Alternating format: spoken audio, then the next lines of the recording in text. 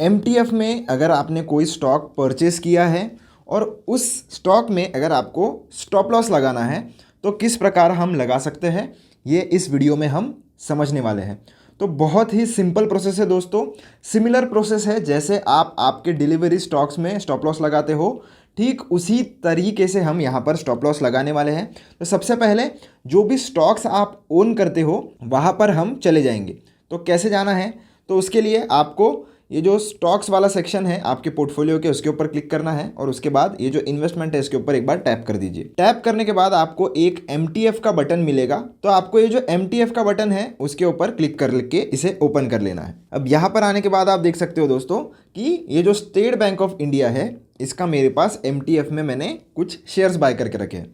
अब मैं चाहता हूँ कि 4% का लगभग मुझे प्रॉफिट हो गया है। अब मैं अपना stop loss cost to cost पर लेकर आना चाहता हूँ, तो 741 के आसपास मेरी एवरेज बाइंग प्राइस है, तो इस पर हम स्टॉप लॉस लगाएंगे। तो उसके लिए इसके ऊपर मैं क्लिक करूँगा। क्लिक करने के बाद आप देख सकते हो कुछ इस तरीके के ऑप्शंस आपके सामने आ जाते हैं, तो आप अगर चाहो तो इसे डिलीवरी में भी कन्वर्ट कर सकते हो। अब हम क्या करेंगे, ये जो मार्केट वाला जो सेक्शन है उसके ऊपर क्लिक करेंगे। क्लिक करने के बाद आपको क्या करना है, आना है इस फॉरएवर वाले बटन पर और इस पर क्लिक करना है। अब दोस्तों ये फॉरएवर ऑर्डर है क्या, फॉरएवर ऑर्डर यानी कि जीटीटी ऑर्डर दोस्तों, जीटीटी यानी कि गुड टिल ट्रिगर ऑर्डर, यानी कि जब तक आपका ऑर्डर ट्रिगर नहीं हो जाता तब तक ये ऑर्डर वैलिड रहता है। पर मैक्सिमम वैलिडिटी इसकी कितनी है, तो वो आप देख सकते हो 1 साल तक इसकी वैलिडिटी रहती है। तो एक दिन में ये ऑर्डर बिल्कुल भी आपका एक्सपायर नहीं होने वाला, 1 साल तक ये वैलिड रहता है। और 1 साल के अंदर अगर ये ट्रिगर हो जाता है तो उस केस में आपका ये ऑर्डर एग्जीक्यूट कर दिया जाएगा। पर 1 साल तक अगर ये ऑर्डर ट्रिगर नहीं होगा तो फिर ये 1 साल के बाद ऑटोमेटिकली कैंसिल हो जाता है।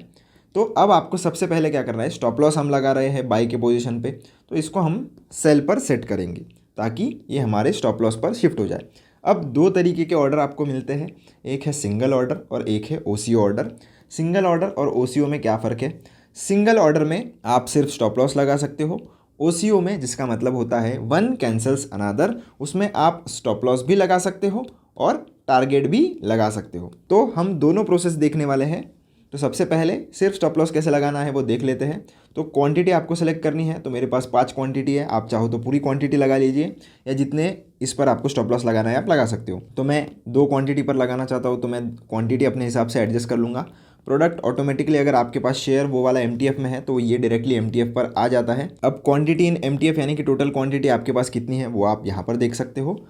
ट्रिगर प्राइस हमें लगानी है, ट्रिगर प्राइस यानी कि वो प्राइस जिस प्राइस पर आपका ऑर्डर एक्सचेंज को सेंड कर दिया जाएगा, यानी कि आपका ऑर्डर एग्जीक्यूट नहीं होगा पर इस प्राइस पर आपका ऑर्डर एक्सचेंज को सेंड कर दिया जाएगा। और एग्जीक्यूट किस प्राइस पर होगा, जो आप यहाँ पर लिमिट प्राइस के सामने डालोगे उस प्राइस पर। अब 741 की हमारी बाइंग है तो हम लगाएंगे स्टॉप लॉस 745 पर, अभी हम ट्रेल कर लेंगे उसको। तो 745 का मैंने ट्रिगर लगा दिया है और ये जो लिमिट प्राइस है वो भी हम लगाएंगे 745 की। आप चाहो तो इसे सेम लगा सकते हो या तो आप चाहो तो थोड़ा ये जो आपका लिमिट प्राइस है वो आप आपके ट्रिगर प्राइस से थोड़ा नीचे रख सकते हो। तो आप देख सकते हो सारी चीज़ें मैंने लगा दी है और अब हम सेट फॉरएवर ऑर्डर पे क्लिक करेंगे। तो आप देख सकते हो हमारी फॉरएवर ऑर्डर यहाँ पर क्रिएट हो गई है और अगर 745 का ट्रिगर हिट हो जाता है तो हमारा ये ऑर्डर एग्जीक्यूट कर दिया जाएगा। अब बात करते हैं दोस्तों ओसीओ यानी कि वन कैंसल्स अनदर ऑर्डर कैसे लगाते हैं। तो उसके पहले मैं ये वाली ऑर्डर जो है वो कैंसिल कर दूंगा, तो डिलीट पर मैं क्लिक कर दूंगा। इसे हम डिलीट कर लेते हैं और फिर से हम एक नई ऑर्डर लगाएंगे। तो फिर से हमें पोर्टफोलियो में जाना होगा और एमटीएफ में जाना होगा और फिर हम वापस ये जो एसबीआई है इसे ओपन कर लेते हैं। अब वापस हम मार्केट में जाएंगे और फॉरएवर ऑर्डर में आ जाएंगे। अब इधर ओसीओ जो है उस पर क्लिक करेंगे।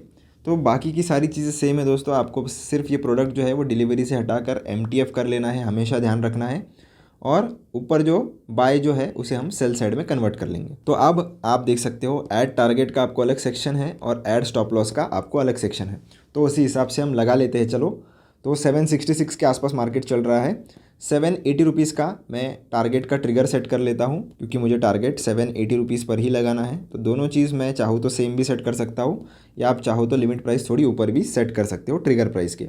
आपको अगर मार्केट सेट करना है तो फिलहाल इसे बंद कर दीजिए, ये ऑटोमेटिकली मार्केट पर सेट हो जाता है। इसका मतलब क्या कि जैसे ही 780 का प्राइस मार्केट में आ जाएगा, आपका ये जो ऑर्डर है एक्सचेंज को भेज दिया जाएगा और फिर मार्केट प्राइस पर आपका ऑर्डर एग्जीक्यूट कर दिया जाएगा। अगर आपको लिमिट चाहिए तो ये बटन फिर से ऑन कर लीजिए और प्राइस यहाँ पर सेट कर लीजिए। तो हम 780 डाल देंगे। फिर से नीचे आप पर डिपेंड करता है कि क्वांटिटी कितनी लेनी है। मैक्सिमम 5 है, आपके पास 5 है तो उससे ज़्यादा आप नहीं लगा सकते। और कम से कम आपको कितनी लगानी है तो 1 से 5 के बीच में आपको जितनी क्वांटिटी चाहिए आप लगा सकते हो, या आपके पास अगर ज़्यादा क्वांटिटी है तो उस हिसाब से आप क्वांटिटी लगा सकते हो। स्टॉप लॉस में भी सेम चीज़ है।